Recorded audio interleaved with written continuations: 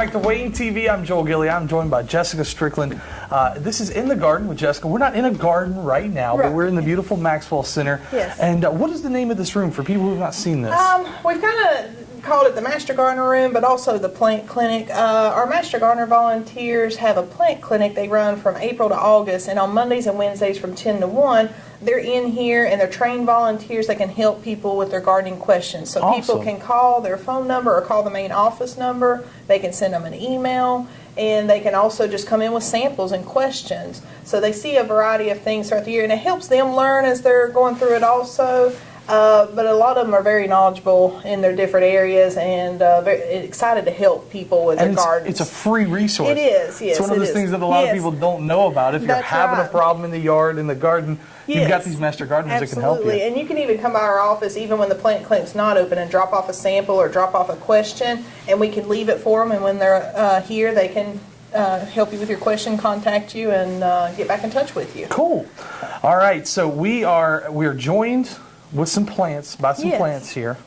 And what do we have? We have some plants from our Master Gardener plant sale. As we're recording this, they're preparing for their plant sale in April, but we borrowed a few tomato plants. Oh, cool. And because tomatoes are something that usually we're looking at mid to late April, that people are starting to look for tomato transplants to put in their vegetable gardens at home. And tomatoes are very popular. Of course, everybody wants that red tomato, have a tomato sandwich and so forth, fresh from their garden. But tomatoes sometimes can be challenging. One of the challenges we have is we have a lot of disease problems in our area. We have a very warm, humid climate. And that makes it challenging with tomatoes. If you go to the western part of the state, they have cooler nights, less humidity, and you have a lot more large-scale growers when it comes to tomatoes there. But you can be successful with tomatoes.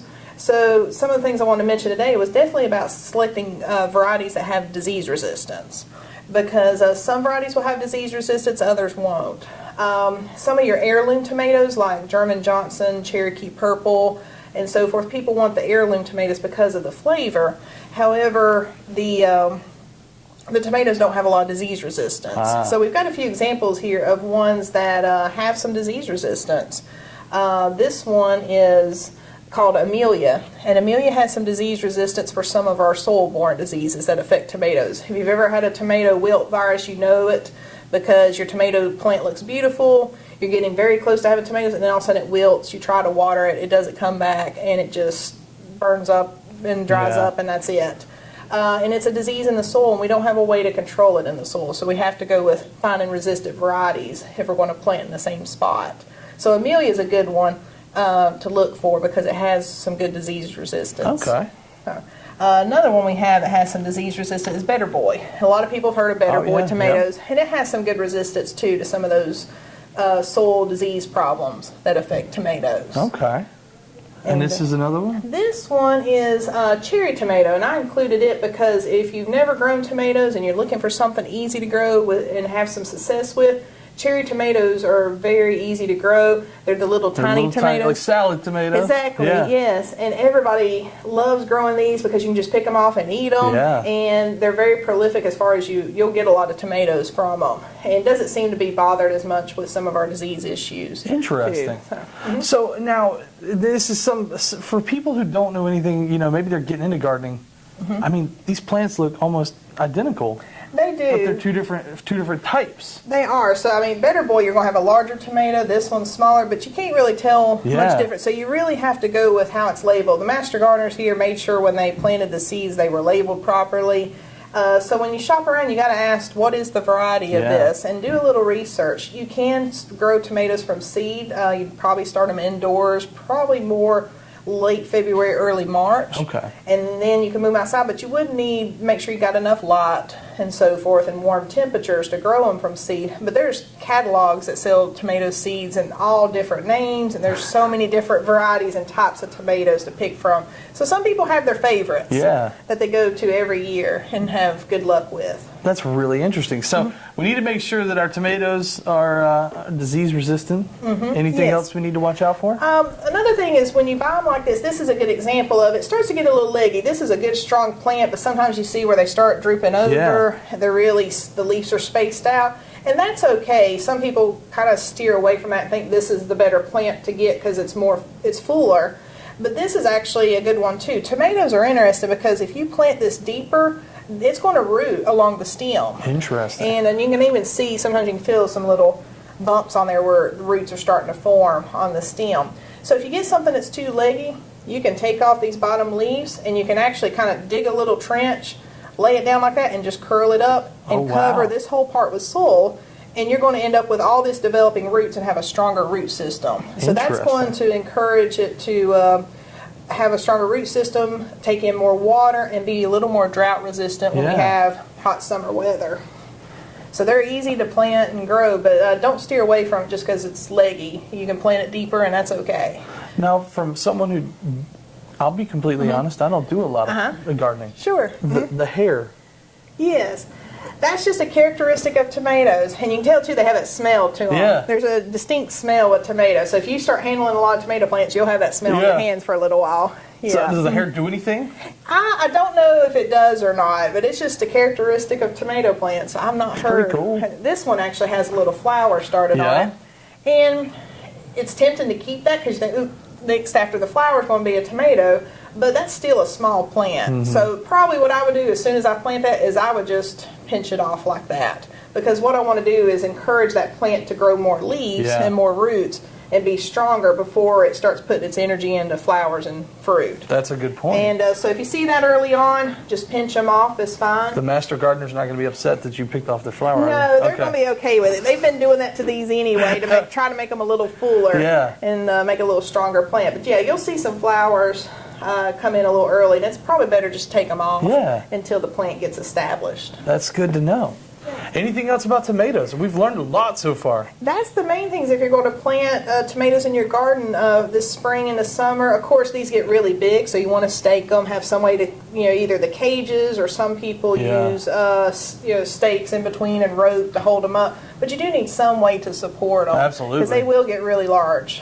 Some of these will get 4 and 5 feet tall. And once you have the fruit or the tomato coming in, it's going to it weighs it down. Yes, so do consider how you can support it. If you have trouble with wilt problems, you can plant these in containers. There's the topsy-turvies where you see advertised. There's a lot of different ways to grow tomatoes. So a lot of people try to plant some either in a container or in the ground in a garden in their backyard. So no topsy-turvy? Oh, topsy-turvies work great. Yeah, they work great. A lot of people have success with them. So there's a lot of popular ways to grow them. So it's a nice little easy plant. It is. Go ahead and get you some of the smaller ones. You can just pop them off the plant and eat them, right? Yes, absolutely. Awesome. What else are we going to talk about today? Okay, the other thing we want to talk about is have a question of the month I wanted to share with you. So a common question that's been coming into the office this month is about when can I seed my lawn? So if you're starting to mow your lawn, spring, it's starting to... so everybody's looking at, I might have some thin spots or I want to start over and reseed some areas. So the question is, when do you start seeding? And what we grow in Wayne County and what works best is our warm season grasses. So tell people there's 4 popular ones. There's Bermuda, centipede, St. Augustine, and zoysia grass. The 2 main ones is usually Bermuda and centipede. And Bermuda grass grows very aggressively, very fast, fills in well, which is a good trait to have, unless you got a lot of little landscape beds and flower beds, and then it's growing into that, and you're trying to maintain it, keep it out of those beds. Centipede grass is slower growing, so the weeds could come in before it really gets established, but once it's established, it'll choke out weeds and do really well, and then you don't have to mow as often, it doesn't grow as fast. So there's pluses and minuses to all these grasses. But people ask, when can I seed them? And usually you're looking at starting about March and April, and you can go all the way into July. So I say May's the prime time to be seeding. Because by July it's getting really hot. That's the downfall. I don't encourage people to go into July because it's getting too hot, too dry, and then you're trying to water. And the grass seed really needs good contact with the soil. And it also needs water to germinate. And it doesn't need to be flooded with water, but it needs a little bit of moisture right on the surface until that grass can germinate and start developing some roots. And July just you're kind of setting yourself up for really struggling Yeah. to try to keep that water there like those seeds need. So I would say May is the best time. You're going to find that there's Bermuda seed, centipede, zoysia.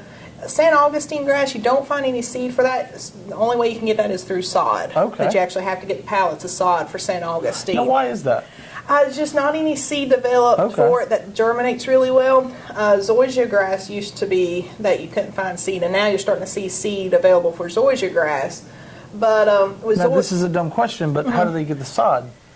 There has to be a seed, right? They propagate it by the run. It grows by runners. Okay. So if just like a strawberry plant has those runners, Okay. your grass, you think a wiregrass has runners, and then it can root. So that's how they'll Okay. propagate. I got a lot you. of. But a lot of times, if you're going to sell it by seed, you want it to germinate and do well, Yeah. and they just have to work on developing one that can do Yeah. that. So Zoysia's got available in seed now, but you can find Bermuda and centipede very easily. Okay. And we do have, if you want more information, we do have a publication called Carolina Lawns. It's a really nice publication. It has everything you want to know about taking care of your lawn, but we've got a good chart here that lists the grasses Oh, yeah. and how much seed per pound and so That's forth great. to put And out. so people can stop by the community or cooperative extension here. Yeah. Is it online too, or just It is just in print? online. If Okay. you looked up Carolina Lawns through Okay. NC State, it's through NC State's turf department. Cool. You can find it online. We have the publications, nice colored publication, and it's free. You can stop by and pick up one, or we Perfect. can mail one to you. Now, has this year been a little bit weird because we've kind of had the roller coaster temperatures? I'm sure It you all are is. aware of that. Has Yeah. that been kind of difficult for Yeah. planting? And It is. we've had a It's couple frost advisories even. That's right, and it has been difficult, especially if you're trying, like with tomatoes, get a vegetable garden started. Yeah. That's been made it difficult because you're either trying to protect them or you're running the risk of your plant getting damaged by frost and then Yeah. having to replant. With our lawns, it's causing them to be very slow to green up. Centipede, I've kind of seen where it greens up a little and then it gets burned a little bit by frost, and you see cold damage where it gets a little reddish color to it. Yeah. And it's going to slow it down and cause it a delay in greening up. So it's Just needed to pick one or the other, right? it has. It's been, like you said, a roller coaster. And but we've had it for a couple years now like this, that we've struggled with getting into spring and it warming up and staying warm. And it does make it challenging with our plants. Yeah, absolutely. Yes. What's next on our agenda for today? Well, and just want to mention, going along with lawns, we do have in May, on May 15th, we have a lawn care basic workshop. So if you're interested in learning more about lawn care, Cool. We have that workshop. It's $5 for the workshop, and you can just show up a little early to pay that. You don't have to pay ahead of time. But it'll be 5 p.m. to 8 p.m., and it'll be here at our extension office. Okay, at the Maxwell Center Yes. here in Goldsboro. Cool. Yes. That's simple enough. What's next? And then I think we'll do our plant of the month. Talk about plant of the month? Yes. All right, let's yes. talk about it a little bit. Okay, our plant of the month, we were going to talk about a Kwanzaa cherry tree. Kwanzaa cherry tree, if you think back into April, you saw these trees with these really big pink blooms, and it looked like it had a lot of petals on it. And they're very showy plants, April and then a little bit into May. There's a lot of different cherry trees, but the Kwanzaa one really is showy because it has what we call double petals. It just has a lot more petals on it than some of our other flowering cherry trees. It doesn't necessarily produce a cherry. Sometimes people ask that. It's more what we say ornamental. It's more decorative purposes. But the Kwanzaa cherry, it's a smaller tree, gets about 25 feet tall and wide. Does really well. There's a few things to watch out for it if you're growing one, is it has really thin bark. So you do want to mulch around the tree, because you want to protect that bark. A weed eater, lawnmower hitting it, and so forth can damage that bark and cause some permanent damage to your tree. It's something that you don't think about. Yes, You know, when you're out right. doing that mulching around that, then you don't have to. Yeah, it keeps you don't have to away get from close it. to So it. it doesn't tempt you to get near Yeah. it. And so mulching can help for that. Also, mulch can help conserve some moisture. So that way, instead of grass growing under it and competing with the roots for moisture, Kwanzaa cherries can be a little sensitive to drought conditions. So if you have a mulched area, then it's getting access to all the water that's around its root system and not trying to fight with the grass Yeah. water whenever we do have some dry spells. Cool. And so it's a nice tree, especially it's, one of those spring blooming Yeah. trees. It is one of the cherry trees that you see in Washington, D.C. Yep. And so it's a very popular one. So if you're wondering what was that pink tree, there's several pink trees throughout the spring, like red buds, and a lot of our cherry trees. But the Kwanzaa was a little later in April into the 1st of May blooming. Okay. Yes. Jessica, thank you so much. We've learned a lot today about our different tomato plants and kind of the things that we need to pay attention to with tomato plants. Let's see what else. We had our question of the month. Yeah, and if people have questions they want to share with us, we can share them on our monthly show. They can email them to me at jessica.strickland@wingdove.com. Cool. And we can use your question Absolutely. for We need one your of our questions. shows. Yes. And so we talked a little bit about lawn care and when to seed the lawn, what types of seed. You can stop by the Cooperative Extension here and pick up the Carolina Lawns publication, which is a great publication for any of your lawn care needs. And then, of course, we talked about the lawn care workshop. Yes. $5 in May. Yeah. It's super cheap, super affordable, but really covers a lot of good information. You guys have a lot of different workshops. I mean, there's always workshops going on. Yeah, and the lawn care one is part of a monthly workshop that I do, covering a lot of the basic gardening topics. We try to make them timely, so we want to cover lawn care in May because that's when everybody starts working in their lawn and so forth, is in May into June. And so we have various workshops later on in June. We're going to talk about growing flowers, perennials, and annuals. So if you're looking at trying to grow more flowers in your landscape, then we'll talk about, give you ideas for what you can grow in them. And we've got later on in the fall, talk about soil testing and so forth. So, but if anybody's interested in more information about any of the topics we talked about, or any gardening topics, they can contact our office. And remember, we got to give another plug for the Master Gardeners as well. So they're always, they're here Mondays and Wednesdays? Mondays and Wednesdays, 10 a.m. to 1 p.m. And they've got a lot of free resources to help you out in the garden, around the house, in the lawn, on the lawn. Yes. All righty. Well, I think that's all we needed to cover today, right? Sounds good. Thank you so much for your time today. Thank you. This has been In the Garden with Jessica Strickland right here on Wayne TV.